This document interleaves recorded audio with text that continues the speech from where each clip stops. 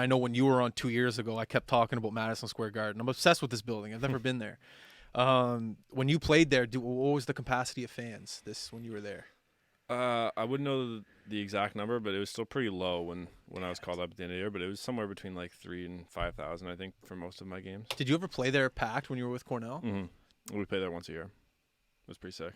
The difference between playing in Cornell and for the Rangers? Yeah, Must I be. mean, hopefully I get the chance to play in front of like full buildings there next year, so we'll see. But I mean, just the building itself is so cool, and it's easy to kind of get lost in the game. You kind of forget where you're playing, which is a good thing.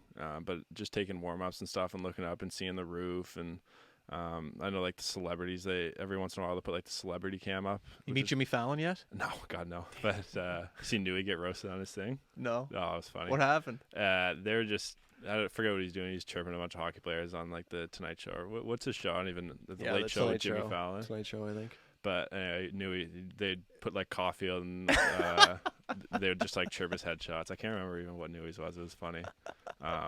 But no, yeah, it's cool seeing like all the different celebrities coming to the game and stuff, and yeah, just like the ambiance around the whole thing. I remember, so we'd get like day rooms, like a hotel room for like your pregame nap essentially, because when I was called up, we were staying out. I was in like a hotel close to the practice facility, which is like 45 minutes away from MSG. Really? So, like, if you don't have a place in the city, which this year there's a few like more guys who lived outside the city just because a lot of the stuff was shut down. But anyway, you get like a day room, which is essentially like a hotel room from like noon until 4, and you just kind of go down there and get your pregame nap, so you don't have to deal with traffic coming into the city. They think of everything. Yeah, real smart. But just I remember walking out and there's like a dude in a suit. And I was like, we're like a block from MSG maybe in the hotel. And I was like, what is this guy doing, like hanging around? He's kind of looking at me. And then he like, as I started walking, he was walking with me. And I was like, what? I had my headphones in. I took him out and he like introduced himself. And he was like security walking me over to the game a block. And I was like, I don't think anybody, big dog. I don't think anybody knows who I am or anything like that. But then, yeah, just walking over. And even during COVID, there's still like a little lineup of fans. And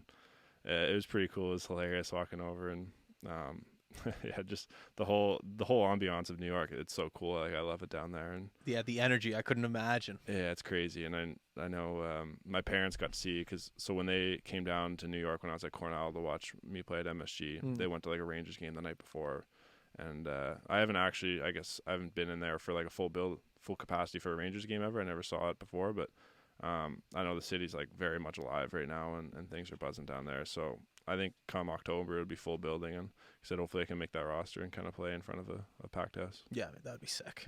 Unreal. I remember last time you said you were at MSG. It might have been you actually.